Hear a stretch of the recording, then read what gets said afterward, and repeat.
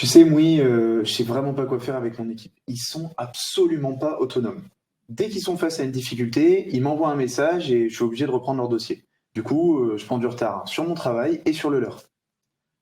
C'est Pierre, tu fais comme moi. Moi, quand quelqu'un de mon équipe vient me voir pour me demander quelque chose, je lui dis de se débrouiller tout seul. C'est pas notre taf.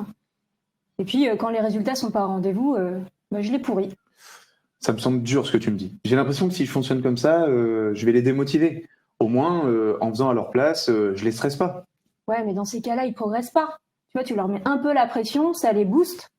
Et comme ça, on est tranquille.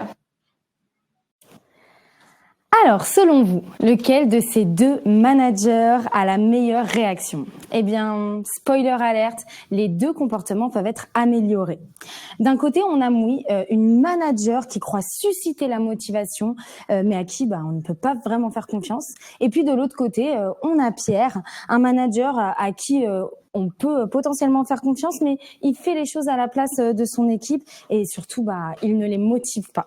Alors, vous avez sûrement entendu deux mots-clés, motivation et confiance. Je vais vous partager maintenant deux chiffres.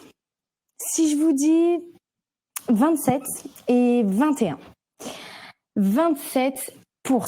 Après avoir vu cette scène, on s'étonne moins de savoir que 27% des salariés ne font pas confiance à leur manager. Et 21%, oui, seulement 21% des salariés disent être engagés auprès de leur organisation.